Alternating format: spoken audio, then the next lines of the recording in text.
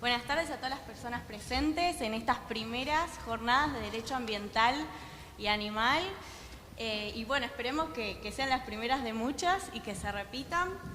Mi nombre es Anabela Vicelli, voy a estar moderando este primer panel.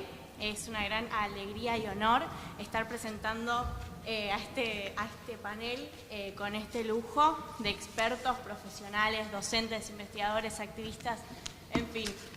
Estoy segura y estoy convencida que va a ser un panel súper rico y interesante para reflexionar y poner esta temática sobre la mesa que cada vez incide más en nuestras vidas, ¿verdad? Bueno, personalmente le quiero agradecer a Fabiana Jafric por invitarme a participar y celebro que se organicen este tipo de eventos, además para visibilizar, ¿no? Concientizar y capacitar a toda nuestra sociedad sobre nuestro derecho humano a un ambiente sano, ¿no? Porque es un derecho humano, está en la Constitución y como sociedad es importante visibilizarlo y hacerlo y exigirlo, ¿verdad? Bien, sin más, vamos a dar comienzo y voy a presentar al primer expositor, que es el doctor Marcelo López Alfonsín. Bien, Marcelo es abogado de la UBA, magíster en Ambiente Humano de la Universidad de Lomas de Zamora, doctor en Derecho por la Universidad de Buenos Aires, docente investigador de la misma casa de estudios y actualmente se desempeña como camarista en el Foro Contencioso Administrativo y Tributario y de Relaciones de Consumo de la Ciudad de Buenos Aires. Te escuchamos. Gracias, Ani. Buenas tardes a todos y a todas. Sean, por supuesto, mis primeras palabras de agradecimiento a los organizadores de esta hermosa actividad académica. Silvia, te llegué a escuchar así sobre el final, así que me ahorraste ya una parte de la exposición. Al Centro de Formación Judicial, que nos da también siempre la posibilidad de seguir capacitando al personal y a los funcionarios del Poder Judicial de esta ciudad. Ana, felicitaciones por este portal, que debo decirte que lo uso en mi actividad académica más de una vez. Tengo justo a cargo de mi módulo del DESCA, sobre DESCA en la carrera de especialización de Derecho Constitucional de la UBA, y este es un sitio de referencia ineludible.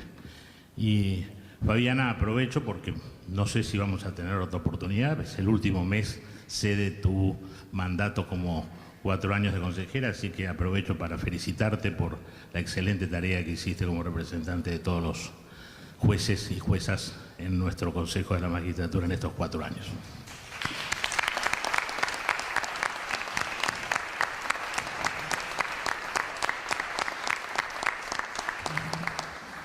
Bueno, ahora, derecho al ambiente como derecho humano.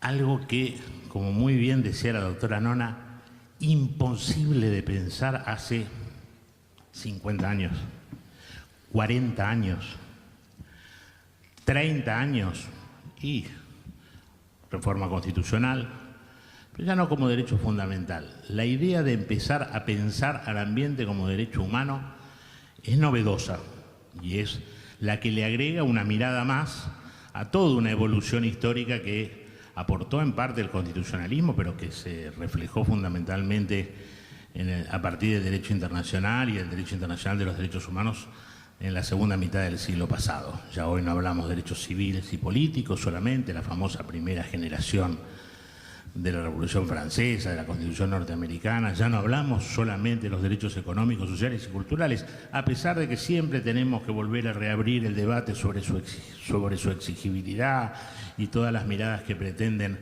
ponerlo en un nivel distinto de lo que son derechos fundamentales, sino que desde hace 30, 40, 50 años estamos hablando de derechos humanos de tercera generación. ¿Qué característica tienen los derechos humanos de tercera generación? Que son sujetos colectivos. Básicamente, la titularidad de estos derechos está dado fundamentalmente no a nivel individual, sino a nivel social. Y el derecho ha dado muchas respuestas para esto. Primero, desde lo procesal, cuando tenía que responder los temas de acceso a la justicia y encontró una categoría, la famosa categoría de los intereses difusos colectivos, como para tratar de romper con la famosa trilogía esa jurídica de o uno es titular de un derecho subjetivo, un interés legítimo, un interés simple. La trilogía de Jelinek, que no era Carina Olga, sino otra, el jurista alemán, lo dio el derecho procesal, después lo empezó a dar el derecho civil a partir de empezar a pensar tipos de responsabilidad objetiva y solidaria, ¿no? Pensemos en nuestro país, la 17711, antes de la modificación del Código Civil y Comercial de la Nación del 2015. Lo hizo también el derecho penal, que si bien todavía sigue en deuda en relación con un capítulo referido a los delitos contra el ambiente, la jurisprudencia en la materia penal ha tenido una evolución muy interesante, sobre todo a partir de la figura de los efectos de los residuos sólidos, de los residuos peligrosos con la ley 24051 en la interpretación de los artículos 200 y concordantes del Código Penal. En el derecho administrativo, como se fue incorporando cada vez más, desgraciadamente no con una ley federal, pero sí incorporado dentro de la Ley General del Ambiente la obligatoriedad de la evaluación de impacto ambiental. En la Ciudad de Buenos Aires sí, por suerte, con una cláusula de jerarquía constitucional, y en definitiva la evaluación de impacto ambiental es nada más que un procedimiento administrativo con participación ciudadana. Es decir, el derecho le ha dado muchas herramientas. Por eso un viejo profesor de Derecho de los Recursos Naturales, el maestro Piretti, solía decir que el derecho es todo ecológico, no es. Y hay algo de eso que siempre es bueno recordarlo. Ahora yo quiero tocar más la mirada del derecho público en general y de los derechos humanos en particular. Primero, el efecto que significó la constitucionalización del ambiente. Tener y nada menos que una cláusula ambiental en el capítulo de Nuevos Derechos y Garantías de la Reforma 94 le ha dado un impulso a todo el sistema jurídico argentino impresionante. Son varios los casos paradigmáticos que pueden venir a la memoria, quizás el más conocido, el caso Mendoza, Beatriz y otros sobre el tema de la contaminación de la cuenca Matanza-Riachuelo, que son realmente un leading case extraordinario, que inclusive son estudiados a nivel comparado. Pero en todo, en materia de bosques nativos, en materia de humedales, en materia de extractivismo. Sobre esto quiero volver sobre el final, o los límites al extractivismo. Pero hay normas muy ricas, la cláusula ambiental del artículo 41 es muy rica, yo no los voy a aburrir dándoles una breve clase del artículo 41, pero tiene no solamente el contenido del derecho al ambiente sano, sino que establece una obligación constitucional de recomposición del daño ambiental, que impacta directamente sobre el derecho de daños, que tiene mandato a las autoridades públicas, ni más ni menos que de acceso a la información y a la educación ambiental, la base, por ejemplo, de nuestra ley Yolanda, que tiene un régimen competencial para el cual damos seminarios y seminarios y seminarios para entender qué son las normas de presupuestos mínimos y cómo juegan dentro del federalismo de concertación y cómo se complementa con el dominio originario de los recursos naturales, que tiene hasta una prohibición, la de introducir al territorio nacional residuos actual o potencialmente peligrosos y residuos radioactivos. Una cláusula riquísima que se complementa con una garantía expresa, la garantía del artículo 43, inciso segundo, el amparo colectivo como una especie del género amparo. ¿Por qué? Porque estamos hablando de derechos de incidencia colectiva. Cuando hablamos de derechos de incidencia colectiva, hablamos de esta particularidad que tienen los derechos como derechos humanos. Yo soy de los que cree que también el derecho al consumo es un derecho humano. En esto comparto un poco la mirada que tiene el doctor Carlos Tambuzzi sobre este tema. Y son derechos que se incorporaron en la Reforma 94, que tienen 30 años. Yo siempre les doy este dato. 30 años es menos que una generación en términos sociológicos. En términos sociológicos se considera que es 30/35 años. El impulso, el impacto, el crecimiento exponencial que tenemos en materia de conciencia sobre estos derechos en estos últimos 30-35 años es infinitamente más grande que el que tiene la humanidad desde el antropoceno. ¿Está claro? Entonces tenemos que acomodarnos todavía, porque es una explosión de ideas, una explosión de demandas, una explosión de categorías jurídicas que tenemos que ir elaborando. Por suerte se elaboraron principios, y dentro de estos principios, los más propios del derecho ambiental, quizás el principio preventivo, el principio precautorio, pero hay dos que vienen de la mano del derecho internacional de los derechos humanos y que quiero traer acá.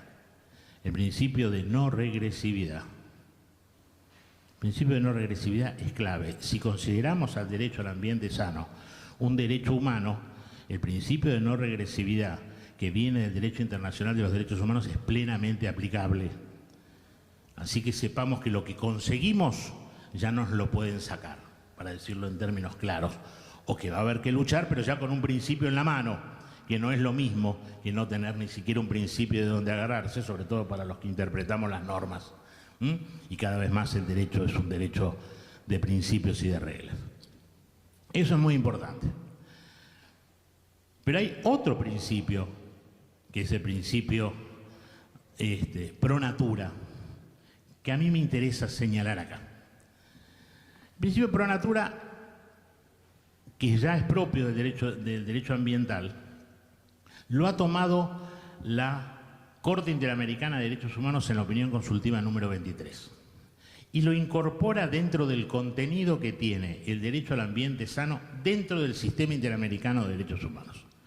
Es decir, ya no es solo que dentro del sistema regional de protección de los derechos humanos tenemos un montón de derechos que están contenidos en el Pacto de San José de Costa Rica o la Convención Americana, y son aquellos a los que los estados se obligan a respetar y adoptar disposiciones en el derecho interno para su validez y vigencia, para su promoción, su efectivo cumplimiento, sino que aparte, aparecen otros instrumentos en el sistema interamericano, por ejemplo el Protocolo de San Salvador, que establece el alcance de los derechos económicos, sociales y culturales, que tiene incluido el derecho al ambiente sano. Y podría haber quedado ahí, pero la Corte Interamericana de Derechos Humanos hace no mucho, 7 años, en el 2018, en el 2018, interpretó esa norma del Protocolo de San Salvador con una mirada muy extensa, muy extensa. Y está bien que así lo haga, porque la Corte Interamericana es un tribunal internacional. Y como un tribunal internacional regional, tiene que analizar el paradigma ambiental, no solamente de una cláusula ambiental como la nuestra, que a mi modo de ver todavía tiene un profundo contenido antropocéntrico, que me remito a la norma, me remito a la idea del desarrollo humano como paradigma constitucional, con otros ordenamientos jurídicos en el ámbito latinoamericano que tienen una mirada ecocéntrica. Bolivia, 2006, Ecuador, 2008. Y la mirada de la Corte Interamericana, es decir, la interpretación que le está dando el sistema interamericano, es una mirada que de alguna forma combina las dos miradas. Así es como me parece que se va a ir perfilando el derecho al ambiente sano como un derecho humano. Ahora viene ahí otra cuestión que la dejo para que Elena nos dé la respuesta. Sí, no, Elena, vos estudiás siempre. Si consideramos al ambiente como un derecho humano, yo me pongo en esta posición, y creo que el futuro del desarrollo del derecho ambiental va a estar dado por este camino, por el camino iuspublicista que nos va a permitir definir contornos con principios y con reglas más propios del derecho internacional de los derechos humanos. Cuando tenemos en nuestra Constitución un paradigma de desarrollo humano más centrado que en el ecocentrismo como lo tienen otros países de la región, ¿cómo hacemos para influir con esta fuente internacional para impregnar todo el sistema?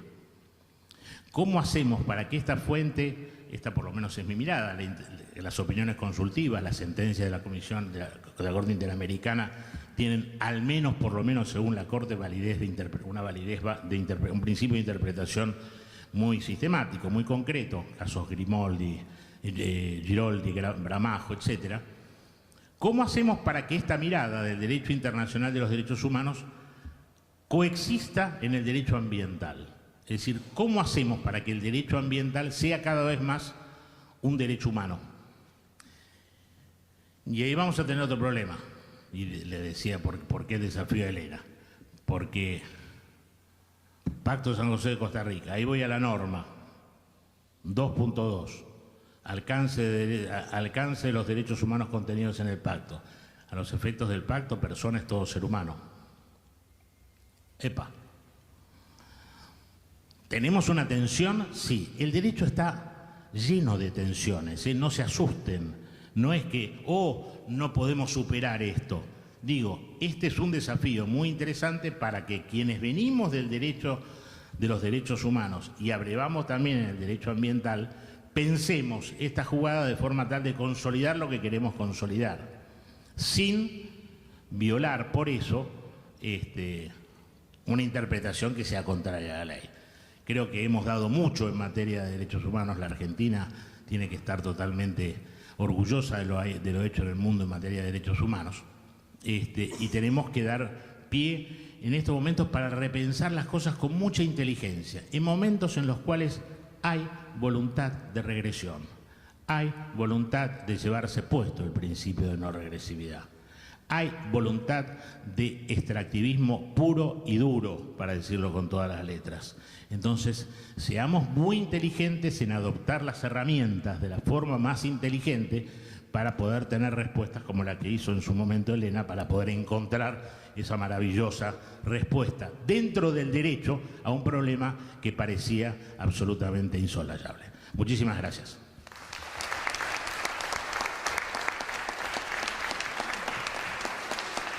Muchas gracias, Marcelo. Bueno, ahora voy a presentar a la siguiente panelista, que es Natalia Weitzman, abogada de la UBA, especialista en Derecho Ambiental por la misma casa, especialista también en Gestión Ambiental por la Facultad de Ingeniería de la Universidad Austral, docente de Derecho y Cambio Climático en la Facultad de Derecho de la UBA, fue asesora en políticas públicas ambientales para gobiernos locales y nacionales y también para organismos internacionales. Coordinó el área legal de la Agencia de Protección Ambiental del Gobierno de la Ciudad de Buenos Aires durante más de 10 años. Bueno, te damos la palabra. Bueno, muchas gracias. Buenas tardes a todos y a todas. Quiero agradecer muy especialmente a la doctora Fabiana Jafric y a la doctora Silvia Nona por esta invitación. Es un honor compartir la mesa con colegas y profesores en estos temas.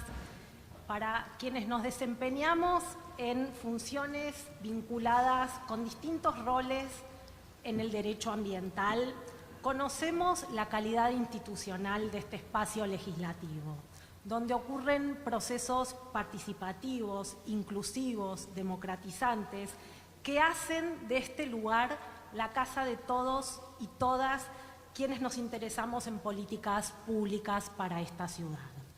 En este sentido, quiero destacar muy especialmente el trabajo con la Comisión de Ambiente de la legislatura. Este trabajo que me ha tocado desde la Agencia de Protección Ambiental en su momento, pero también como coordinadora del Observatorio de Normativa Ambiental del Centro de Derecho Ambiental de la Facultad de Derecho de la UBA, ha generado muchísimas herramientas normativas. En este trabajo virtuoso, y solo por citar algunos ejemplos, podemos mencionar la actual Ley de Residuos Peligrosos de la Ciudad de Buenos Aires, que se trabajó en conjunto con la Facultad de Derecho, lo mismo la Ley de Gestión Ambiental de Aguas, la Ley de Gestión de Sitios Contaminados. Las normas ambientales nos imponen cada vez más y mayores desafíos. A modo de dejar planteado uno que resta un pendiente, es el Código Ambiental para la Ciudad, que establece la Constitución de la Ciudad en su artículo 81 y 89, bajo el esquema de doble lectura y participación ciudadana. En este sentido, el derecho, la regulación ambiental, nos obliga a elevar la vara, a tomar estas ideas democratizantes en procesos participativos. En este punto, quiero detenerme solo un momento para mencionar una ley que me parece importante. La mencionaba recién Marcelo, la Ley 123 de Evaluación de Impacto Ambiental, que en 2018 tuvo una modificación legislativa muy importante y casi pionera. Agregó la evaluación ambiental estratégica al procedimiento a este esquema de impacto ambiental y lo agregó para las políticas, para los planes, para los programas. Y tomo este tema porque impone no solo la participación ciudadana, sino porque después son aquellos puntos que se levantan en los casos que llegan a la justicia por falta de este procedimiento participativo. Es así que cuando pensamos en proyectar políticas públicas sobre infraestructura urbana, sobre transporte, sobre disminución de terreno absorbente, sobre recursos hídricos o gestión de residuos u ordenamiento ambiental del territorio, tenemos que prever esquemas muy tempranos de participación ciudadana. Requieren como requisito estos esquemas. Entonces, un poco pensando en estas palabras que decía recién Marcelo sobre esta idea de desarrollo sostenible, en consonancia con el derecho humano al ambiente como requisito para las normas ambientales, también quiero agregar el tamiz de legalidad de reducción de emisiones de gases de efecto invernadero que impone el Acuerdo de Escazú para afrontar la crisis climática y ambiental cuando pensamos o implementamos normas o políticas ambientales en la ciudad. Y acá se abre también un nuevo capítulo vinculado con la litigación climática. Este capítulo que hemos visto muy recientemente, el Tribunal Europeo de Derechos Humanos se expidió en una causa impulsada por 4 mujeres mayores, decía, y una ONG, en donde, en este caso, Verein contra Suiza, esta denuncia, el tribunal consideró que las autoridades no habían tomado todas las medidas suficientes para mitigar los efectos del cambio climático y que Suiza incumplió sus deberes para prevenir el cambio climático. Tomando también quizás otro antecedente del año anterior en Montana, donde en este caso Hell contra el Estado, es de los primeros antecedentes para responsabilizar la responsabilidad estatal y empresarial respecto de los aportes de las emisiones de gases de efecto invernadero al cambio climático. Y es así que en línea de mencionar la litigación climática, no podemos dejar de mencionar el Acuerdo de Escazú.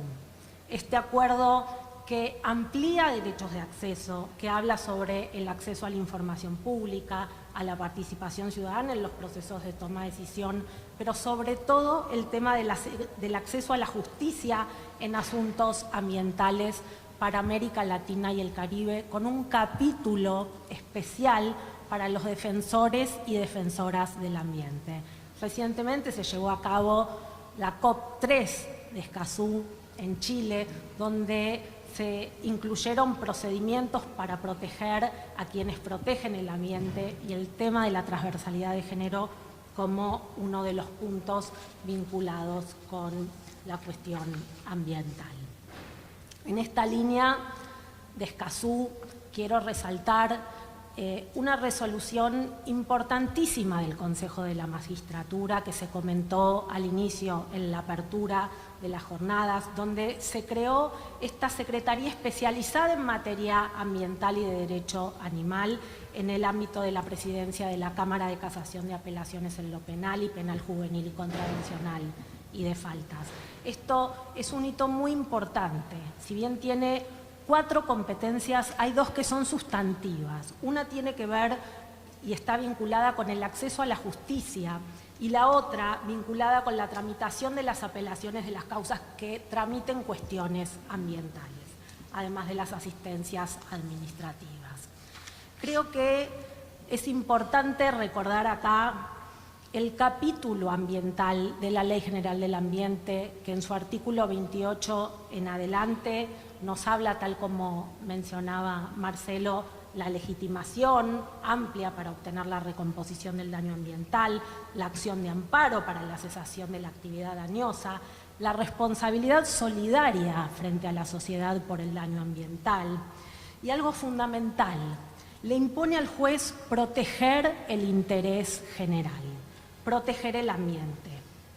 Entonces, en esta idea de tomar todas las medidas, ordenar el proceso, conducir la prueba, disponer las medidas de urgencia, entre otras facultades.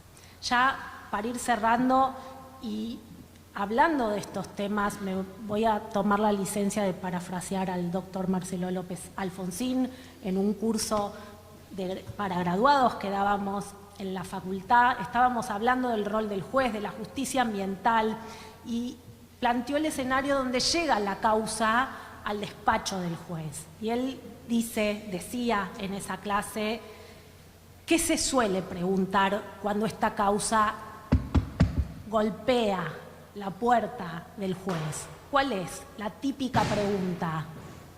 Si yo hago así, toc, toc, ¿qué preguntan? ¿Quién es? Cuando en realidad la pregunta quizás más adecuada es ¿qué necesita? ¿Qué está pidiendo en esa causa ambiental? Así que estas reflexiones desordenadas, pido perdón por este caos, pero había muchas cosas que quería compartir. Y lo último que quiero destacar, retomando la primera mesa, es lo que tiene que ver con el rol de la educación ambiental para la juventud, para las futuras generaciones. La juventud hoy está marcando la agenda ambiental, están preocupados por el presente, están muy enojados con el futuro que les estamos dejando. Y la verdad es que están muy comprometidos para cambiar las cosas. Y con ellos tenemos una deuda moral. Muchas gracias.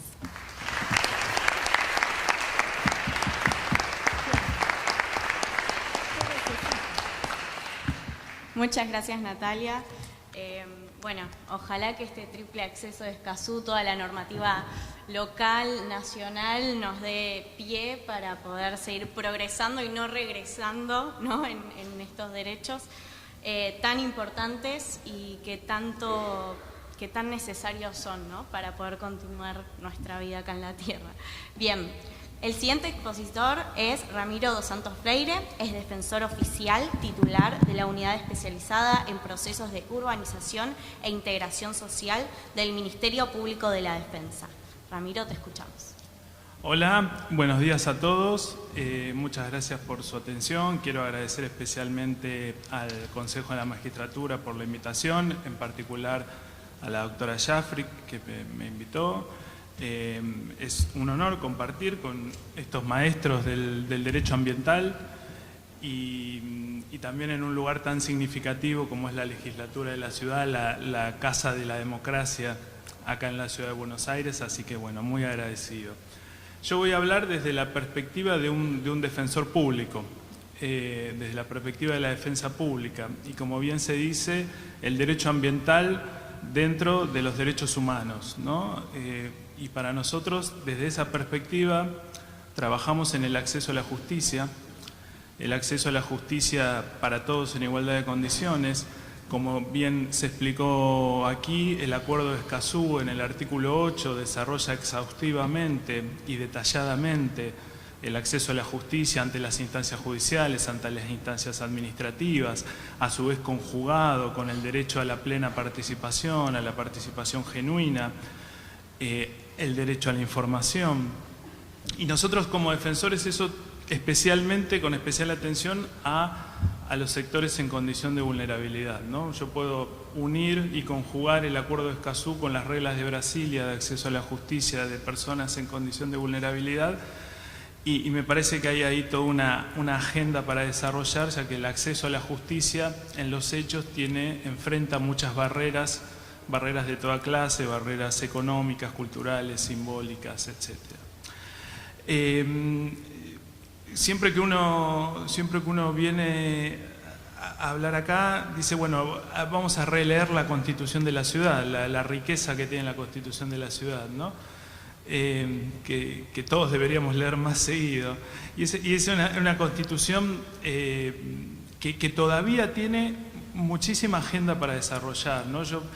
En el artículo 27, en el capítulo ambiental, cuando habla del ordenamiento territorial, el ordenamiento territorial de una manera participativa, y releyéndolo, para mí eso indudablemente se conjuga, por ejemplo, cuando el artículo 31 de la Constitución habla del derecho a la vivienda digna y al hábitat adecuado, cuando habla el artículo 31 de la integración de los barrios populares, de lo que voy a hablar, de la integración socio-urbanística de los barrios populares.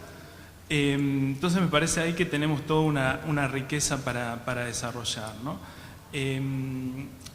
Como decía, trabajar un poco, si yo lo miro desde la perspectiva de un defensor, es tratar de enlazar, conjugar la agenda social con la agenda urbana, ¿no? La agenda de la protección del medio ambiente con la agenda de la protección de los derechos sociales, ¿no? Una vez escuché a un abogado ambientalista que decía los mapas de la contaminación coinciden con los mapas de la pobreza, ¿verdad? Y bueno, uno ve aquí en la ciudad de Buenos Aires, eso está muy claro. Los lugares más contaminados de la ciudad son la zona sur, los lugares, las comunas aledañas al riachuelo. Entonces me parece que ahí hay toda una agenda que coincide, ¿no? Y también cuando se desarrolla norma urbanística en la ciudad, cuando acá en la legislatura se debate la norma urbanística, para mí todavía hay muchas normas pendientes para dictar. Hay que desarrollar normativa urbanística específica para los barrios populares, pero también conjugarlo con el derecho a la vivienda, ¿no? O sea, que la norma urbana no sea solamente una norma dirigida a los inversores o a la especulación inmobiliaria, al extractivismo urbano. Ustedes saben que así como se habla de extractivismo de los recursos naturales, hay autores que desarrollan el extractivismo urbano, o sea, esta mercantilización de las ciudades que genera, que tiene como una consecuencia que los sectores bajos y los sectores medios no pueden acceder a la vivienda hoy en la ciudad. Entonces ahí hay toda una temática para desarrollar, ¿no? El derecho a la ciudad, la justicia social urbana, ¿no? El derecho a la ciudad, hay muchas definiciones del derecho a la ciudad, desde ONU Habitat, pero yo tomando a David Harvey, quiero decir que el derecho a la ciudad es el derecho a imaginar la ciudad en la que queremos vivir y a que todos los ciudadanos imaginen y reinventen la ciudad, que es una cosa que acá en Buenos Aires todavía hay una tarea por delante para hacer. Quiero, si ustedes me permiten, comentarles algunos casos que se suceden, que trabajamos en la defensa pública, que tal vez sean de su interés. Hay una temática pendiente con relación a las villas y asentamientos de la ciudad de Buenos Aires. Ustedes saben, una villa, un asentamiento, básicamente hay una definición legal, que son aquellos lugares donde faltan 2 o más servicios públicos y que más de la mitad de los habitantes no tienen regularización dominial. Eso es una definición legal que está en la Ley Nacional del Registro de Barrios Populares. Pero más allá de la definición legal, una villa, un asentamiento es un lugar donde no hay agua, donde no hay cloacas, donde las personas viven en pésimas condiciones ambientales, viven en deficientes condiciones, sin acceso a la justicia, sin acceso a la salud, a la educación, o con un acceso limitado, quiero decir. Y la ciudad de Buenos Aires tiene 49 barrios populares, hay 300.000 habitantes en los barrios populares, o sea, más o menos el 10% de la ciudad vive en estas condiciones. Y hay toda una agenda pendiente. La legislatura tiene una agenda pendiente de dar norma especial a estos barrios. Hay 4 barrios que tienen procesos de urbanización, pero hay 45 que no. Entonces hay una cuestión pendiente. Hay una causa emblemática que se ha mencionado acá, que es la causa Mendoza, la causa Riachuelo, la causa Beatriz Mendoza. Y ahí, bueno, por supuesto es un tema muy, muy extenso, pero el año pasado la Defensa Pública emitió un documento a 15 años del fallo Mendoza. Ya lleva más de 15 años la sentencia de la Corte Suprema, marcando 2 cuestiones fundamentales. Primero, un incumplimiento de la sentencia. Ustedes saben que hay más de 1.200 familias que tienen pendiente su relocalización. O sea, faltan muchas de las obras de infraestructura que se habían comprometido en el plan que fue aprobado por la Corte Suprema. Y después una cuestión más conceptual, que es la falta de participación de los afectados en la causa Mendoza, ¿no? Las personas que son destinatarias de las políticas públicas de la causa Mendoza no tienen derecho a participar en el expediente porque no son técnicamente, no son partes, es toda una cuestión procesal compleja, pero la realidad es que tienen muy limitado su derecho a ser escuchados, ¿no? Yo pensaba, bueno, esta sentencia es anterior a Escazú, tal vez con Escazú hubiera sido una sentencia diferente, pero bueno, hay un problema de participación, ¿no? De participación. Participación también que es un derecho genuino y esencial, el derecho a participar en las cuestiones ambientales, ¿no? La doctora Liberatori tuvo un fallo ayer haciendo eje en la cuestión de la participación, tal vez ella en el próximo panel lo explique, pero fíjense la cuestión de la accesibilidad en la ciudad, ¿no? El fallo dictado ayer se refiere al Código de Edificación y a la accesibilidad en la ciudad. Nosotros en la Defensa Pública iniciamos una acción de amparo para la accesibilidad de las personas que viven en barrios populares, en particular en uno, que es la Villa 15. Entonces imagínense ustedes si no hay accesibilidad o hay discriminación a las personas con necesidades especiales en la legislación de la ciudad, en lo que se llama la ciudad formal, por decirlo así, mucho peor es la situación de las personas que viven en barrios populares con situaciones donde ven vulnerados todos los días sus derechos. Imagínense una persona en silla de ruedas en un barrio, en una villa, en un asentamiento, que todos los días tiene que ir a trabajar, tiene que ir a la escuela y se moviliza en una silla de ruedas, ¿no?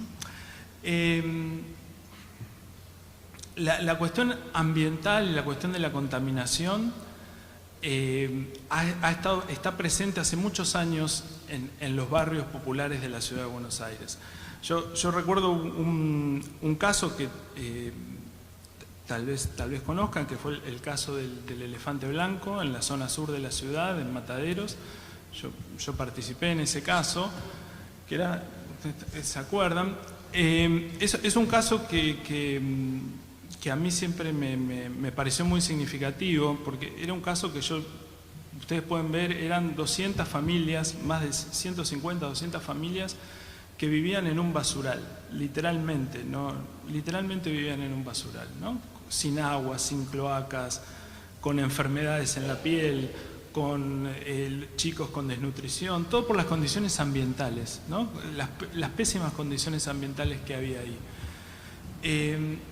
Ese caso fue un caso muy extenso, muy largo. Para mí fue un caso valioso en el sentido de que con todos los problemas y todas las dificultades y todas las injusticias que siempre hay, las personas fueron escuchadas y tuvieron un principio de solución y viven hoy un poco mejor de lo que vivían ahí.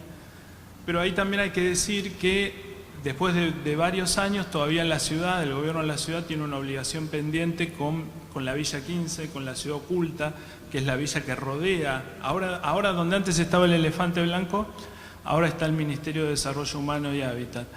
Pero todo alrededor, todas las manzanas alrededor es lo que se conoce como la ciudad oculta, y ahí sigue sin haber agua, sin haber cloacas, con riesgo eléctrico. Ahí sigue así, no hay un plan de urbanización, no hay un plan integral, así que ahí hay toda una cuestión pendiente. No quiero extenderme demasiado. Quiero contarles que también el año pasado presentamos acá en la legislatura, acompañamos a los vecinos del barrio Los Piletones, para que ellos presenten su propio plan de urbanización de su barrio. Es un barrio que está en Villa Soldati, y me parecía interesante contarlo acá porque ese barrio tiene una particularidad que se relaciona con nuestro tema, que es un barrio que está al lado de un lago artificial, el lago Regulador Soldati, que es un lago que forma parte de todo un sistema acuífero en la zona sur de la ciudad, con el arroyo Sildañez y otros lagos. Y fíjense ustedes, la gente vive al lado de un lago, y eso que podría ser un activo, podría ser algo positivo, porque podría ser algo que permita la recreación, mejor la calidad de vida y demás, es un problema para la gente porque el lago está contaminado, porque hay roedores, porque hay basura. Es decir, algo que podría ser un lago para la recreación, como son los lagos de Palermo, para dar un ejemplo, ahí es un problema de contaminación. Entonces es un proyecto que está presentado acá en la legislatura, es un proyecto de urbanización y que tiene un capítulo que es un capítulo ambiental, ¿no? Que nos parece que eso es innovador, digamos, en los diferentes proyectos de urbanización de barrios populares, que haya un capítulo ambiental. Para terminar, no puedo dejar de decir que hoy los habitantes de los barrios están en una situación grave de vulneración de sus derechos. Hay políticas de ajuste fiscal llevadas adelante por el gobierno nacional que han paralizado obras y que eso implica en los hechos concretos la vulneración de los derechos de las personas. Para darles un ejemplo, había un programa nacional que se llamaba Mi Pieza, que era un programa con perspectiva de género, porque eran créditos que se daban a mujeres para que arreglen su casa, para que puedan tener un baño, para cuando son varios hermanos puedan tener una habitación aparte. Bueno, ese programa permitía, es un programa que fue avalado por el BID, por el Banco Interamericano, y es un programa que permitía mejorar la calidad de vida. Hablamos de derechos humanos y en lo concreto es esto, que la gente viva mejor, que pueda tener un baño propio para tener intimidad, que los niños duerman en piezas separadas, que no duerman apretados, madres, padres y chicos, como pasa hoy en las villas. Entonces este ajuste repercute gravemente en los derechos de las personas, ¿no? Entonces necesitaba decir eso y bueno, un poco acá, todos los que estamos acá, creo que apostamos al derecho, apostamos a la ley. Robert Castell dice, hay una muralla de derechos sociales frente al neoliberalismo. Para decirlo con palabras más simples, yo creo que hoy el derecho, la ley, los jueces son el límite que tenemos frente a la barbarie, en cierto modo. Así que bueno, muchas gracias a usted por su atención.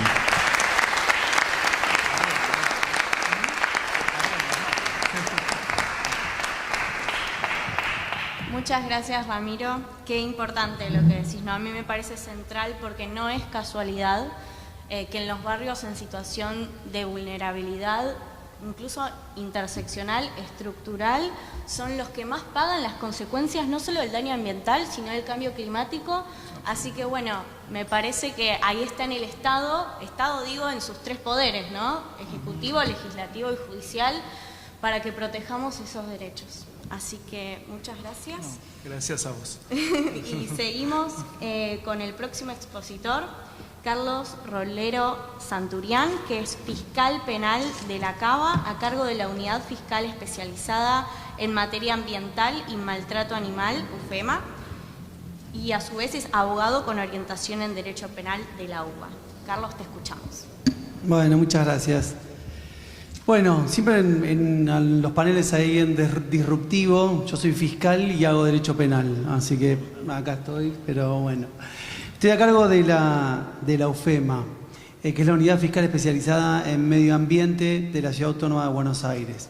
Quiero agradecer la invitación a poder participar de este panel tan importante, agradecerle a Fabiana que haya dado la posibilidad de participar, a Ana también, de poder estar. Agradecer a la presidenta también del Consejo, a la doctora Julia Correa, que también estuvo, a Jessica por recibirnos en esta casa y por la posibilidad de poder charlar, intercambiar pareceres respecto de lo que tiene que ver con la aplicación práctica del derecho ambiental, que es lo que hacemos nosotros, ¿no? O sea, hay una cuestión que tiene que ver con, si se quiere, una cuestión dogmática del derecho ambiental, que tiene que ver con todo un planteo que es absolutamente válido, que tiene que ver con la discusión respecto de la aplicación y lo que tiene que ver con la interpretación. Y hay otra cuestión que tiene que ver con la aplicación práctica, es decir, cómo lo llevamos a la práctica, todo lo que nosotros planteamos. Y la verdad que en eso quiero agradecer públicamente a Jessica, que nos convocó para charlar. Y fue la primera vez que desde la presidencia de la Comisión de Ambiente de la Legislatura convocan a la Fiscalía para charlar un poco de cuáles son las herramientas que resultan necesarias en materia de derecho penal para hacer efectivos los derechos de los seres sintientes, que es en lo que estamos trabajando. Así que muchas gracias. Agradecerle a Silvia también por las palabras. Y esto que decía Silvia me hacía acordar, me traía a la memoria, Silvia decía, hace 20 años atrás nos trataban de locos, de ideales, de que perseguíamos pajaritos, cuidamos todo. Sigue siendo igual, Silvia, te digo que sigue siendo igual. Seguimos trabajando con mucha subestimación. Me siguen diciendo, el fiscal de los perritos, vos sos de los perritos. Sí, yo soy el de los perritos, no tengo ningún problema. Los defendemos todos los días, los seguimos defendiendo y lo vamos a seguir defendiendo, le gusta a quien le guste y le moleste a quien le moleste, porque creemos firmemente en los derechos de los seres sintientes, en las declaraciones de sujeto de derecho, y creemos firmemente en el reconocimiento de cada uno de los seres sintientes los cuales defendemos y que para la UFEMA son víctimas. Así que a todos los que les molesta que la UFEMA defienda a los seres sintientes y que nos queden diciendo que defendemos pajarito, tortuga, perrito y todo lo que se les ocurra, entérense que lo vamos a seguir defendiendo siempre mientras yo esté a cargo de la UFEMA, sin ninguna duda. Más allá de esta cuestión... Gracias. Muchas gracias. Gracias. Bueno, ahí está Elena, que... Elena tiene la virtud, digo, primero de ser un ejemplo para todos los que emprendimos esto y trabajamos en esta cuestión, pero aparte de ser una adelantada en el tiempo, ¿no? Porque una de las cosas que yo le decía a la doctora Karina Andrade cuando estaba de juez ahí antes de resolver, y yo como fiscal, una de las cosas que expuse en mi alegato tenía que ver mucho con las consideraciones que Elena había hecho en el precedente de Sandra. Y una de las cuestiones que le decía es, hay que tener en cuenta, nosotros hoy estamos en el año 2024 y planteamos estas cuestiones hoy quizás con ya todo un trabajo hecho y con todo un camino recorrido, pero digo, en el año 2015, cuando Elena planteó lo que planteó y estableció los conceptos que estableció, sin ninguna duda, era algo absolutamente precursor en la materia. Con lo cual, la verdad es que hay que reconocer que mucho del camino que luego vinimos desarrollando en materia de sintiencia animal, en materia de reconocimiento de derechos de los seres sintientes, en materia de declaración de sujeto de derecho, gran parte de ese camino lo tenemos hecho gracias a la doctora Elena Liberatori.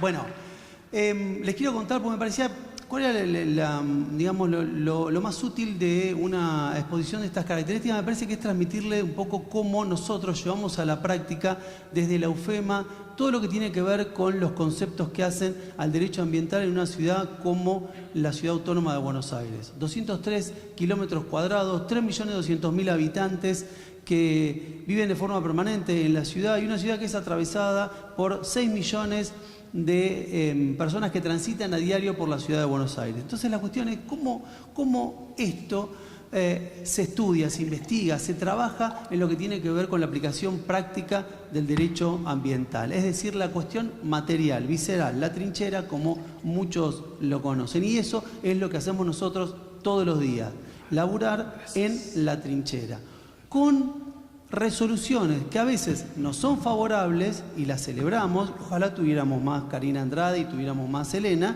pero no todos son así, no todos los jueces piensan de la misma forma en la ciudad de Buenos Aires, y esto nos tiene que remitir a otro concepto también que tiene que ver con si la ciudad tiene una necesidad hoy de crear un juzgado ambiental específico en la materia.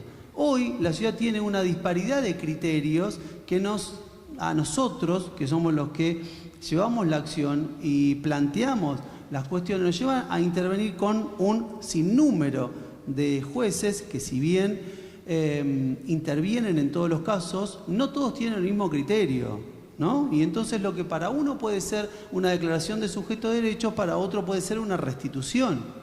Y una restitución de un ser sintiente rescatado del maltrato, 2 años después de que fue rescatado, les puedo asegurar que es una situación muy compleja, ¿no? Muy compleja. Yo tengo gente que transita y tiene incorporado dentro de su familia multiespecie seres sintientes que nosotros rescatamos, que vinieron y me dijeron directamente: Carlos, no lo vamos a devolver, ¿no? Si lo tenemos que entregar, no, que me hagan la causa penal que quieran, que me detengan, hagan lo que quieran, pero no lo vamos a entregar. Bueno, es complejo trabajar con esto y hacerle entender que esos seres sintientes están dentro de un proceso penal que carece de normas específicas para el tratamiento como seres sintientes y que hoy en el siglo XXI lo sigue tratando como cosas.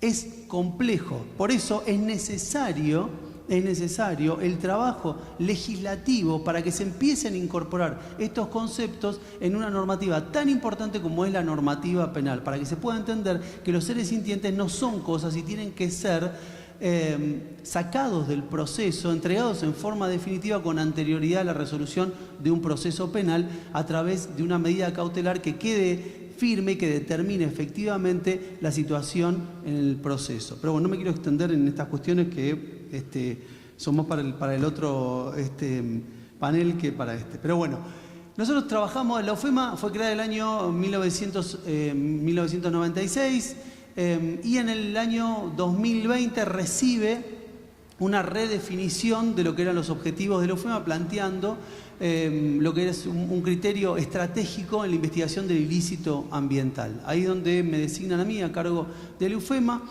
Y la verdad que en ese sentido tengo que reconocer que el fiscal general de la Ciudad Autónoma de Buenos Aires, el doctor Maíquez, nos ha dado absoluta libertad para trabajar en todo lo que tiene que ver con la materia ambiental. Dentro de eso trabajamos sobre 4 grandes ejes en lo que tiene que ver con la investigación. Uno de los ejes tiene que ver con el tráfico ilegal de especies. Los voy a contar muy rápido, son muy amplios cada uno, pero simplemente para graficarlos.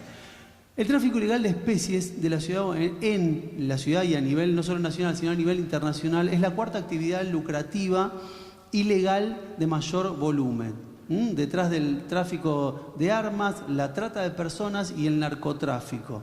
Era impensado que en una ciudad como esta no hubiera tráfico de especies. Ahora, si yo les pregunto, ¿cuántas investigaciones hay o hubo entre el 2000 y no sé, 1983, por ejemplo, y el 2020, o si quieren ir para atrás, entre 1954, la ley de maltrato animal, y el 2020, o si quieren ir aún más para atrás, 1580, la fundación de la Ciudad de Buenos Aires, y el 2020, el resultado es asombroso y es 0.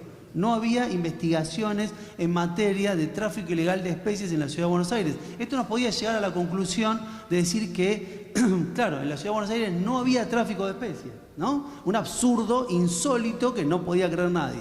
Esto, lo único que bastó era ponernos a investigar y claramente detectamos redes de tráfico de especies en la Ciudad de Buenos Aires. Al día de hoy, la UFEMA tiene rescatados más de 2.400 seres sintientes del tráfico de especies. Esto implica un volumen en el mercado ilegal que está por sobre el $1.000.000. O sea, hemos rescatado del tráfico ilegal de especies que transitan por este ámbito, no es que fuimos a ningún otro lado, ya vamos a ir. Que no tenga ninguna duda que vamos a ir, pues vamos a cruzar la frontera de la ciudad sin ninguna duda, como nos metemos en todos los lugares que nos dejan. Vamos a ir, pero hoy en la Ciudad de Buenos Aires está acreditado que no solamente hay tráfico de especies, hay un mapa de delito, hay un observatorio que creamos respecto de las especies que hemos rescatado, determinando que dentro de esas hemos detectado 14 especies en peligro de extinción, dentro de las que se traficaban, y hay una red que establece las zonas que es compatible con la crianza y los nacimientos en los distintos lugares de la República Argentina. Es decir, el tráfico de especies sigue patrones que tienen que ver con la situación de cada una de las regiones de la República Argentina. No surge de casualidad. Sabemos de dónde vienen, cómo los extraen, cómo los transportan y cómo los ingresan en la Ciudad de Buenos Aires. Trabajamos en otro tópico también muy importante en lo que tiene que ver con la pesca sin trazabilidad. ¿Por qué la pesca sin trazabilidad? La pesca sin trazabilidad porque la pesca sin trazabilidad es la proveniente de la pesca ilegal en el mar argentino. Esta es el resultado de la pesca sin trazabilidad. Nosotros acá en la Ciudad de Buenos Aires tenemos una cuestión compleja en lo que tiene que ver con los límites de competencia y jurisdiccionales. Obviamente no es sencillo llevar adelante causas en la Ciudad de Buenos Aires. Tenemos interjurisdiccionalidad, tenemos fueros federales, tenemos una complejidad para llevar adelante las investigaciones. Cualquier investigación que tenga que ver con alguna circunstancia interjurisdiccional obviamente escapa a nuestra competencia más allá de poder iniciarla. Aquellos hechos que tengan consecuencias en la Ciudad de Buenos Aires, por más que se originen en otro lugar, los podemos llevar adelante y es lo que estamos haciendo más allá de lo complejo que es llevar adelante una investigación de estas características. En lo que llevamos adelante, en lo que detectamos más de 3 toneladas de pesca sin trazabilidad. 3 toneladas de pesca sin trazabilidad. Ustedes me dirán, pero no es una gran cantidad. Mirá, puede ser que no sea una gran cantidad, pero son 3 toneladas que muestran varios factores que tienen que seguir siendo investigados. Primero, que hay una red de tráfico ilegal de pesca que determina desde el origen hasta su punto de comercialización en la Ciudad de Buenos Aires. Segundo, que establece que evidentemente hay un mercado que aún sigue consumiendo esas especies sabiendo o no sabiendo que están en peligro de extinción. Entonces, cuando nosotros vamos a hacer un procedimiento en una pescadería del barrio chino, por ejemplo, como hemos hecho, y encontramos cabezas de tiburón gato pardo, no es que intervenimos porque queremos controlar si tiene o no tiene habilitación. Intervenimos porque esas cabezas de tiburón gato pardo son especies en peligro de extinción que están protegidas y que no pueden ser sacadas de su hábitat natural. El tiburón gato pardo es un tiburón que tiene una reproducción tardía, que tiene su primer reproducción a los 21 años. O sea, sacar dos especies, de 2 individuos de esa especie, es provocar un daño ambiental terrible a un ecosistema. Es una pérdida para la biodiversidad de ese ecosistema tremendo. Eso es lo que hemos acreditado en los procedimientos que hicimos y que vamos a seguir haciendo. Ahora, lo que tiene que quedar claro, lo que tenemos que entender es, cuando la UFEM interviene, o sea, cuando nosotros intervenimos, hay toda una preparación estratégica atrás de un procedimiento. Nosotros estuvimos capacitándonos 4 meses para hacer un procedimiento respecto de la pesca ilegal. No es que vamos a cerrar una pescadería porque cerramos una pescadería. No, vamos a cerrar una pescadería porque está comercializando especies en peligro de extinción. Esto es lo grave. Y lo grave es no tener una legislación acorde que nos permita ingresar en comercio de esas características para sancionar eso como lo que es, no una cuestión bromatológica. Yo no quiero entrar porque no tiene la cadena de frío. Quiero entrar porque la conducta típica tiene que ser comercializar especies prohibidas o en peligro de extinción luego de haberles dado muerte. Esta es la cuestión fundamental. Eso es empezar a pensar cómo legislar el delito ambiental desde la práctica del delito ambiental. Después bajarlo, sí, lo tenemos que bajar, ver cómo lo invocamos, ver cómo lo adecuamos, cómo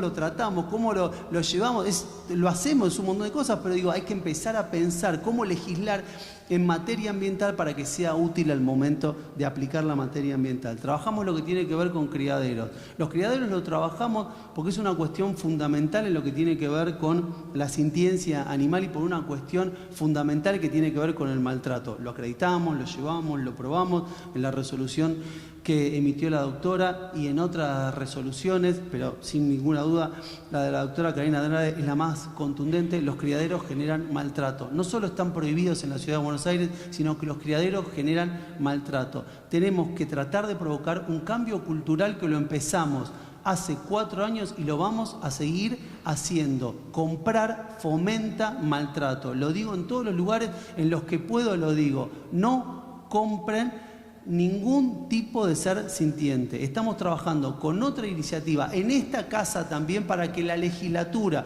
los representantes de los habitantes de la Ciudad de Buenos Aires tomen la decisión de prohibir la compra-venta de seres sintientes, lo cual sería un progreso enorme. La ciudad tiene que tomar la decisión y la tiene que plasmar en una norma y decir, en esta ciudad, en este territorio, en estos 203 kilómetros cuadrados no se compran ni se venden seres sintientes, porque la compra-venta de seres sintientes genera maltrato. Y si no, basta ver con todas las causas en las que intervenimos. Lo hicimos y lo vamos a seguir haciendo. Un ser sintiente no puede ser un objeto de estatus social. Dejemos de entender que se ponen de moda salir el bulldog francés y salen todos a comprar bulldog francés, hay que sacárselo de la cabeza. Esto no puede seguir, me dicen, siempre viste que tenés un montón de gente que te alienta, te dice, no lo vas a lograr, imposible, esto no va a ser. Y bueno, mira, escúchame, hace 50 años atrás se fumaban los aviones, ¿no? Uno entraba a un avión y tenías de la fila, algo ridículo, pero era real, de la fila 1 a la 10 se podía fumar, de la 11 a la 22 no se podían fumar. Los que estaban de la 11 a la 22 se quedaban tranquilos y decían, no, acá es el sector no fumador, todos adentro del mismo avión. Bueno, después, no se, como una cuestión lógica, se prohibió fumar en todo el avión. Yo creo que lo vamos a lograr hoy, en la ciudad de Buenos Aires. Hay un estudio que determina que hay más gente que adopta que la que compra. Esto tiene que ver con un cambio cultural y eso lo hacemos entre todos. Entre todos tenemos que cambiar y tenemos que transmitir que comprar está mal porque genera maltrato. Y el último, el cuarto de los ítems tiene que ver con todo lo que hace a la Ciudad de Buenos Aires respecto del efluentes, de lo que tiene que ver con residuos, de lo que tiene que ver con todas las circunstancias que afectan el desarrollo normal de los habitantes de la Ciudad Autónoma de Buenos Aires. Yo solamente les quiero dar algunos datos muy rápido, ya termino, pero les quiero dar algunos datos para que tengan. Entre el 2020 y el 2023, la UFEMA tramitó 10.727 casos, digamos. Eso es lo que tramita a diario la UFEMA. El crecimiento de casos dentro de la UFEMA está creciendo a un nivel de entre un 20 y un 30% anual de un año para el otro. De esos casos que se tramitan, la gran mayoría, entre el 95 y 96%, son denuncias. Son denuncias que la UFEMA recibe todos los días. El 82% de esas denuncias tienen que ver con violencia o maltrato animal. Y el 18%, el 20% tiene que ver con afectación al medio ambiente. Esto no quiere decir que haya una cuestión que sea más importante que otra, para nada. Simplemente es un dato estadístico de que evidentemente en la Ciudad de Buenos Aires hay una importancia y una vinculación concreta en lo que tiene que ver con los seres sintientes que habitan en el ámbito de esta ciudad. No obstante eso, les cuento también que aparte de las denuncias que recibimos, la UFEMA ha iniciado investigaciones de oficio. Hemos iniciado investigaciones de oficio que actualmente están en trámite en lo que tiene que ver con las terminales de ómnibus de corta y larga distancia, a los efectos de corroborar todo lo que tiene que ver con la carga de combustible, los tanques de combustible y las pérdidas que pueden tener respecto de todas esas situaciones. Hemos iniciado una investigación en lo que tiene que ver con Ferrocarriles Argentinos respecto de los residuos que tienen Ferrocarriles Argentinos, una materia que no se había controlado nunca en la ciudad de Buenos Aires. Hay mucho material en desuso que está en el ámbito de la ciudad de Buenos Aires y que provoca un daño ambiental concreto en lo que tiene que ver con el suelo, y eso es necesario remediarlo y hay que empezar a trabajar en esas circunstancias. Llevamos adelante el control de todas las clausuras ambientales dispuestas por DG Conta. Trabajamos con todo lo que tiene que ver con los residuos patogénicos y con todo lo que tiene que ver con los residuos peligrosos en el ámbito de la ciudad de Buenos Aires, lo cual también efectuamos y llevamos adelante. Intervenimos en lo que tiene que ver con los incendios que se producen en la Reserva de Costalera Ecológica Sur, y llevamos adelante también distintas capacitaciones. Hemos tenido posibilidad de capacitar a todas las fuerzas de seguridad y hemos llevado hace poco una capacitación muy importante en la Policía de Seguridad Aeroportuaria, que por primera vez la UFEMA pudo capacitar en materia de tráfico de especies a la Policía de Seguridad Aeroportuaria a los efectos de impedir que se lleven adelante conductas de estas categorías. Y en esto pasa lo mismo, un lugar donde transitan por año 15 millones de personas, estos según datos de la ANAC, no son míos, pero digamos, un lugar donde transitan 15 millones de personas, donde hay un tráfico a nivel mundial. No puede ser que en la Argentina no haya tráfico de especies en los aeropuertos. Bueno, también tuvimos la posibilidad de capacitar a la Policía de Seguridad Aeroportuaria. Un resumen muy resumido de todo lo que venimos haciendo, de todo lo que venimos trabajando. Desde la UFEMA trabajamos todos los días con todas las herramientas que tenemos a nuestro alcance, sean muchas, pocas, mejores, peores. La 14346 es una ley absolutamente obsoleta, absolutamente decadente, que merece ser descartada de plano. No importa, con eso seguimos trabajando, nos agarramos de cada pedacito de la ley que sirve para tratar de plantear lo que planteamos. Seguimos trabajando todos los días con lo que tenemos. No es sencillo, no es fácil, pero no tengan ninguna duda que en la ciudad de Buenos Aires la UFEMA va a hacer todo lo que está a su alcance, siempre para defender, seguir protegiendo y seguir trabajando en tener cada día la mejor situación medioambiental que se pueda. Muchas gracias.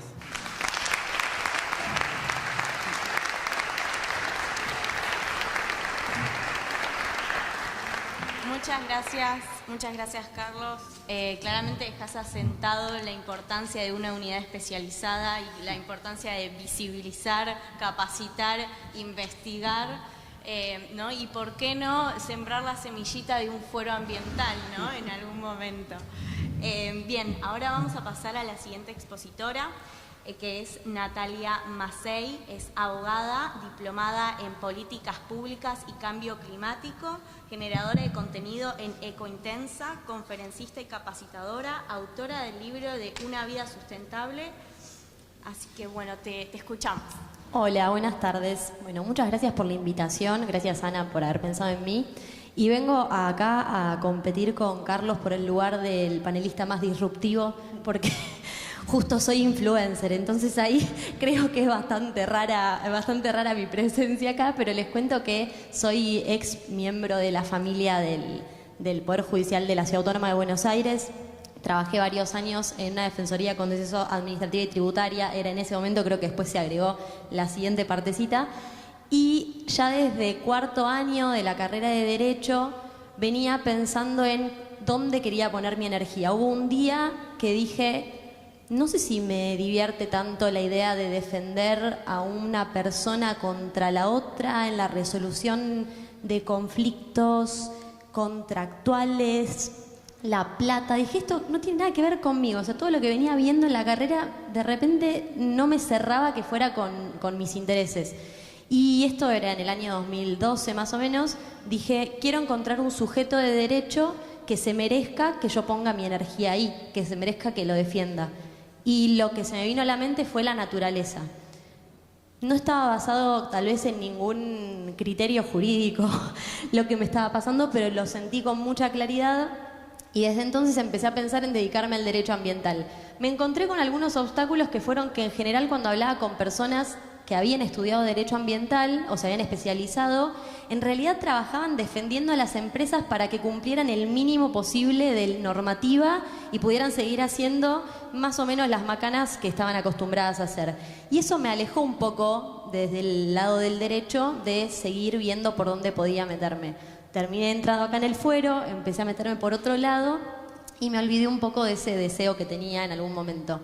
Y porque la vida es maravillosa, las ganas de defender al ambiente me llegaron por otro lado, ya empezando a vivirlo más en carne propia y en la necesidad que sentí de hacer lo que estuviera a mi alcance para reducir mi impacto ambiental y el daño que genero, que todos generamos por nuestra mera existencia en la Tierra, pero ver cómo hacer para que sea más chico.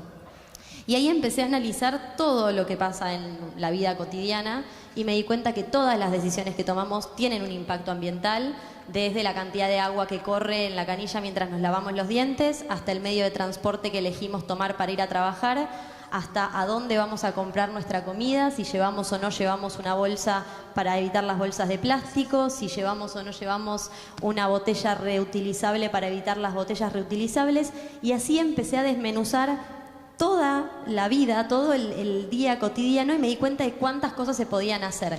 Que si bien parecen chicas, y a mí también me ha pasado que me digan, esto es un granito de arena en el medio de la nada, no vale la pena que le dediques tanto tiempo, el esfuerzo, creo que el deseo y seguir el impulso de lo que a uno lo moviliza hace que ese grano de arena realmente pueda crecer y eso hizo que me terminara convirtiendo en influencer de ecología, que es una rama bastante rara dentro del ámbito de los influencers.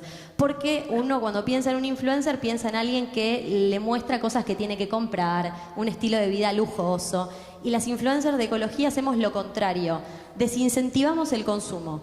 Decimos, no compren nada que no necesiten. En vez de comprar nuevo, compren usado, intercambien, pidan prestado, reutilicen lo que ya tienen. Nada es más sustentable que lo que ya hay en casa. No vendan, no tiren lo que tienen para comprarse el último kit para evitar los plásticos descartables. O sea, todo ese mundito de las influencers de ecología es muy distinto de lo que tal estamos acostumbrados.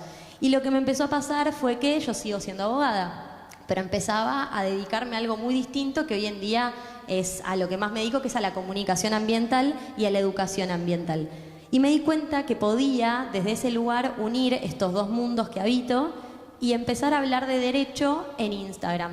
Entonces, si bien no es de lo que más hablo, sí me di cuenta de que tenía las herramientas para tomar leyes importantes como la Ley de Educación Ambiental, como la Ley Yolanda, como el Acuerdo de Escazú, como el Acuerdo de París, como hoy en este momento las cosas que andan pasando alrededor del Acuerdo Internacional para combatir la contaminación por plásticos, y contarlos de forma simple. Porque vieron que la gente tiende a pensar que los abogados hablamos difícil y que no se nos entiende. No sé de dónde sacan eso, pero empecé a hacer el esfuerzo de traducir y contarlo de manera divertida, llevadera, en poco tiempo para que esto se pueda entender. Y creo que tuvo un efecto bastante positivo porque también creo que no soy la única que está haciendo eso. Hay varias organizaciones que le dedican un tiempo a bajar a tierra los contenidos normativos para que la sociedad los pueda entender. Y eso logró que muchas personas se apropiaran de esa normativa. Entonces, por un lado, que saliéramos a pelear y a reclamar algunos proyectos de ley que hasta hace un año los teníamos ahí y hoy en día pasaron al fondo de la agenda, como es el proyecto de ley de humedales para la protección de los humedales, que constituyen un 21% del territorio de nuestro país y que son fundamentales en términos ecosistémicos, ¿no? Para conservar el equilibrio ecosistémico, no solamente para los animales, sino también para los seres humanos. Y otro de los proyectos que también la gente se había apropiado mucho y veníamos reclamando era la sanción de una ley de envases con inclusión social que establecía que quienes ponen en el mercado, en las góndolas, gaseosas, productos que contengan o que estén envueltos en packaging plástico, por ejemplo, vamos a dar el ejemplo del plástico, tenían que encargarse después de completar el circuito de ese material y recuperarlo para que sea reciclado. Se entendía que si vos te vas a estar beneficiando por poner un producto en el mercado, tenías que hacerte cargo de ese residuo que se genera, que hoy en día genera un impacto y un daño ambiental muy grande. Esos dos proyectos que tuvieron su momento de gloria hace un par de años, que pensábamos que podían llegar a salir en este momento y en este contexto político y en el lugar en el que quedó el ambiente, quedaron muy lejos. ¿Por qué? Porque nuestra prioridad ahora, y me voy cambiando los sombreros para hablar, ahora hablo como militante ambiental, nuestra prioridad desde el ambientalismo en este momento es proteger lo que ya hay, defender las leyes que ya tenemos, que Argentina se caracteriza por tener un plexo normativo en materia ambiental que es admirable para la región sobre todo, y estamos muy cerca de perder muchos de esos derechos. Hasta hace poco, en diciembre, se estaba poniendo en duda la protección de las leyes de presupuestos mínimos de glaciares y de bosques. Todo lo que necesitábamos era lo contrario, poder construir sobre lo que ya teníamos, y ahora estamos viendo cómo hacemos para sostener esos que eran nuestros pilares en algún punto. Y estamos viendo cómo muy livianamente se plantean modificaciones que atentan contra el ambiente y que están, por un lado, en contra del derecho básico a un ambiente sano, ¿no? El derecho constitucional a un ambiente sano, pero además que están en detrimento de las leyes que ya teníamos y en contra de los compromisos internacionales que asumimos. Nosotros somos parte del Acuerdo de París, somos parte del Acuerdo de Escazú, tenemos un compromiso a nivel internacional y tenemos una ley general de ambiente que recoge muchas de esas cosas, la participación ciudadana, el acceso a la justicia. Ahora se está evaluando la posibilidad de que las audiencias públicas sean o no sean obligatorias, que se pueden reemplazar por otras cosas que resulten más idóneas. La audiencia pública es un instrumento que dentro del nicho ambiental es clave porque le da a las personas la posibilidad de participar, de expresarse, de decir por qué no quieren una papelera en el río que tienen a 3 cuadras de su casa, o por qué no quieren que se instale una fábrica o se desarrolle un proyecto que puede llegar a perjudicar al ambiente que tienen al lado. Siempre decimos, o la gente dice, que las audiencias públicas no sirven para nada porque después puede pasar cualquier cosa, pero recogen la voluntad del pueblo. Es una instancia más de participación ciudadana en la que podemos saber si hay o no licencia social para ir hacia adelante con un proyecto. Y hemos logrado, gracias a la falta de licencia social, frenar algunos proyectos, retrasarlos, o que se establezcan modificaciones que por lo menos no sean tan dañinas para el ambiente. Entonces, bueno, eso es una mezcla un poco de lo que es el ser influencer, ambientalista y abogada, pero quería compartírselos porque creo que está bueno que, así como la problemática ambiental, la triple crisis planetaria que estamos atravesando es muy amplia, cada uno de nosotros tenemos también la posibilidad de desplegar todas nuestras herramientas y ver desde cuántas aristas de nuestra vida podemos dar lo mejor de nosotros para proteger al planeta. Desde nuestro trabajo, desde nuestra vida cotidiana, desde las conversaciones que tenemos con nuestros amigos, porque necesitamos que la conciencia de que la crisis climática es el desafío más grande de nuestro tiempo sea masiva, no puede ser algo de unos pocos, y desde ahí podemos construir esa realidad, desde la conversación, desde la educación y desde la jurisprudencia también.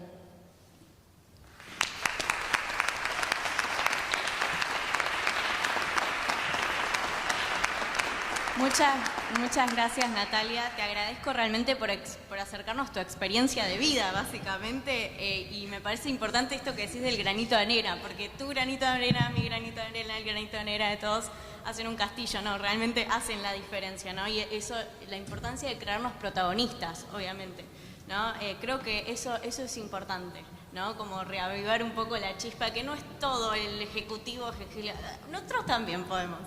Así que bueno, voy a darle la palabra a nuestro último panelista. Miguel Greensberg es licenciado en Economía, abogado, especialista en docencia universitaria, magíster en Law and Economics de la UBA, máster en Administración de Justicia por la Unitelma Sapienza. Actualmente se desempeña como director general de Supervisión Legal, de Gestión y de Calidad Institucional en el Consejo de la Magistratura. Te escuchamos. Muchas gracias. En primer lugar, gracias Ana y gracias Fabiana por el trabajo diario y por su amistad principalmente y por permitirme integrar con amigos y colegas con los que trabajamos a diario y defendemos estas causas de los pajaritos, que el rock un poco nos defiende, ¿no? Con la máquina de hacer pájaros, aquellos que escuchan a Charlie lo defenderán. A mí me interesaría marcar tres cuestiones como cierre de este panel. En primer lugar, como somos todos muy abogados formales, creo que hay que hacer hincapié en la amplitud normativa que tenemos en derecho ambiental y la progresividad que implica tener esa amplitud y por qué es importante tener tantas normativas y cómo aplicamos esas normativas. Marcelo específicamente habló del artículo 41 de la Constitución Nacional que nos marca el eje de tener un derecho a un ambiente sano, apto para el desarrollo humano, para que las actividades productivas satisfagan las necesidades presentes sin comprometer las generaciones futuras, pero sobre todo, a mí lo que me interesa de este artículo es cómo se conjuga con todo el plexo normativo, ¿no? Un poco lo que decíamos con esto de la progresividad, con esto de pensar al derecho ambiental como un derecho humano, pero a la vez humano en singular, pero derecho de todos, y cómo se conjuga con el derecho que llamamos de los vulnerables y el derecho a la vivienda, y también con cómo lo conjugamos desde las distintas competencias, desde la competencia administrativa, desde la competencia penal. Quiere decir que hay una transversalidad importante que lo marcaba al inicio de esta jornada Ana, que atraviesa no solamente lo jurídico, lo cultural, lo social, yo agrego que Ana no lo marcó, pero me parece importante, lo político. Me parece que de lo que estamos hablando acá y un poco mi participación desde el Consejo de la Magistratura tiene que ver con eso, en cómo pensamos una política ambiental, con qué desafíos tenemos y qué es lo que hacemos a partir de esos desafíos que nos propone la misma realidad y las propias necesidades de la gente. En segundo lugar, la normativa que a mí me interesa marcar es la de la Ciudad Autónoma de Buenos Aires. Estamos en la legislatura de la Ciudad Autónoma de Buenos Aires y la Constitución de la ciudad en su artículo 26 suma que el ambiente es patrimonio común. Quiere decir que no solamente es un derecho, sino que es nuestro, es propio, o sea, es inherente a nosotros mismos, ¿no? Y en ese sentido las políticas públicas en materia de planeamiento y gestión ambiental tienen que tener una importancia relevante. Luego, someramente, me interesa mencionar que han surgido en el panel la Ley de Gestión de Residuos Domiciliarios, la Ley General de Ambiente con los presupuestos mínimos, la Ley 27.566, que aprobó el acuerdo regional de Escazú, ¿no? Que parece que lo pasamos un poco por alto, pero verdaderamente garantiza este derecho de acceder a la justicia en asuntos ambientales, ¿no? Esto que marcaban los expositores anteriores, ¿no? ¿Qué hacemos a partir de esos derechos que tenemos y cómo vamos a la justicia?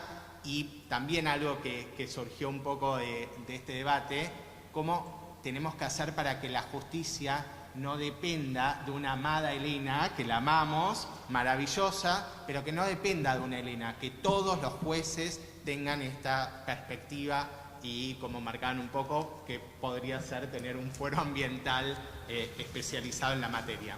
Y por último, en términos del primer punto de la normativa, la importancia de la ley Yolanda, ¿no? Esta obligación de formación integral en ambiente con perspectiva en un desarrollo sostenible y con especial énfasis en el cambio climático para todas las personas que nos desempeñamos en el ámbito público. Es decir, que ese derecho que tenemos tiene como contraposición o como correlato una obligación de capacitarnos para garantizar ese derecho. Es decir, un derecho solamente impuesto no sirve, sirve que podamos implementarlo y que lo tengamos en cuenta. El segundo punto que quiero marcar es qué desafíos tenemos, cuáles son los desafíos ambientales y la importancia de estos encuentros que realizamos, ¿no? Estos encuentros de alguna manera ponen en primera plana los desafíos ambientales que nos obligan a comprometernos a planificar e implementar políticas públicas, pero también a repensar, porque no necesariamente tenemos las respuestas, de cómo gestionar una forma de priorizar la participación ciudadana. Esto que marcaban acá de las audiencias públicas no es menor. Como el derecho es de todos, deben participar todos. Nosotros podemos especializarnos en la materia, tener competencia para intervenir, pero todos tienen que participar, todos estamos interesados porque la casa es de todos. En algún punto también desde el Poder Judicial, la Corte Suprema, en el fallo Mendoza que lo mencionaron en este panel, menciona la necesidad de una reflexiva intervención social y técnica, ¿no?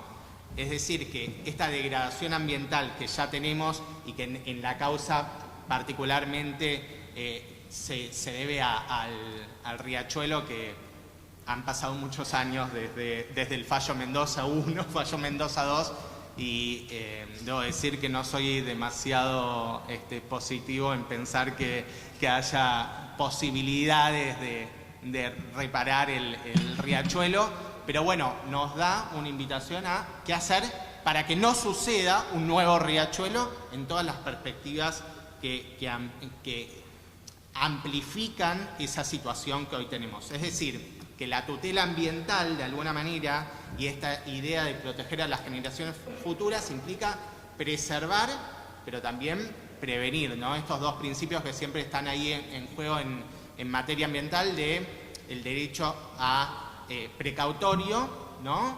Y el derecho a preservar, ¿sí? O sea, pensemos en qué actividades desarrollamos para cuidar lo que tenemos y cómo reparar lo que hemos dañado.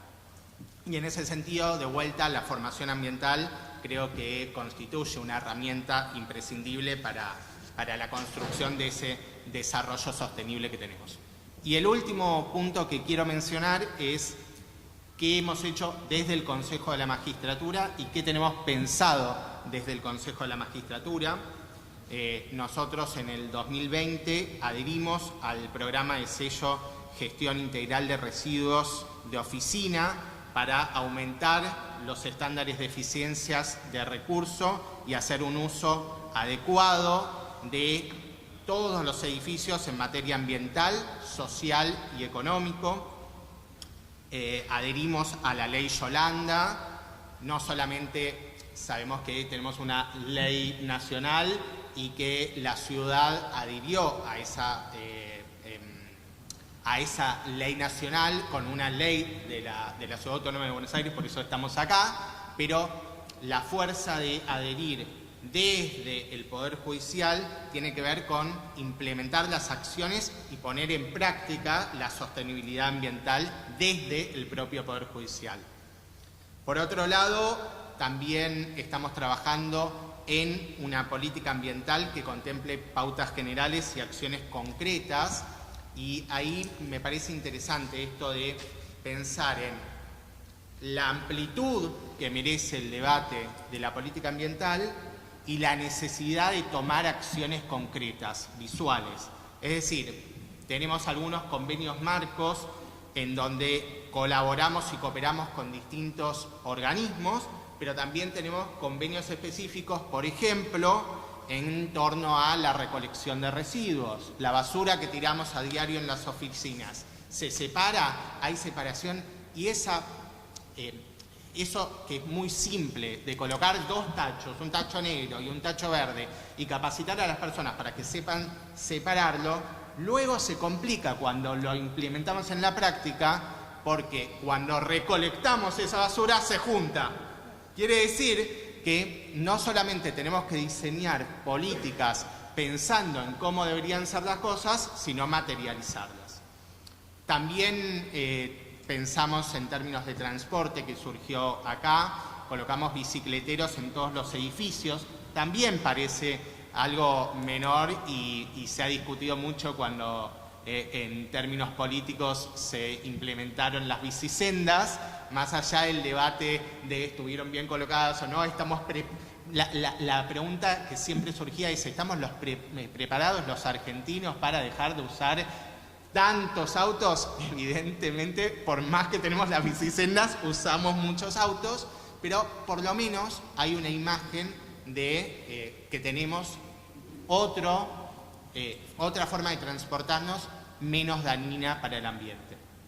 También estamos trabajando en un decálogo de buenas prácticas y costumbres ambientales, y reiteradamente, sobre todo con el trabajo en la plataforma de Escajús, que no se había promocionado mucho, así que lo promocionamos, se fomenta el desarrollo que verdaderamente el producto que hacemos desde el Poder Judicial, que son las sentencias, los jueces que deciden los conflictos. Bueno, entramos a Escajús y tenemos el material. ¿Y por qué nos sirve eso? ¿Y por qué nos sirven las publicaciones que se hacen reiteradamente a través de la editorial Pujaires? Nos sirve para volver una y otra vez, cuando se cuestione la progresividad de los derechos ambientales, a asegurarnos que están ahí y que van a seguir estando. Muchas gracias.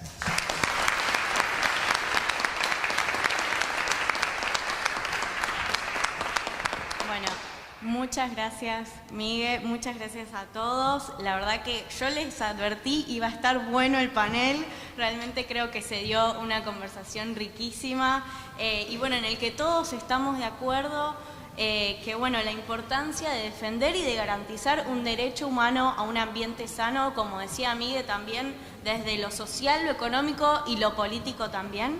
Así que bueno, ojalá nos encontremos en las próximas jornadas con avances, espero positivos. Muchas gracias a todos y a todas.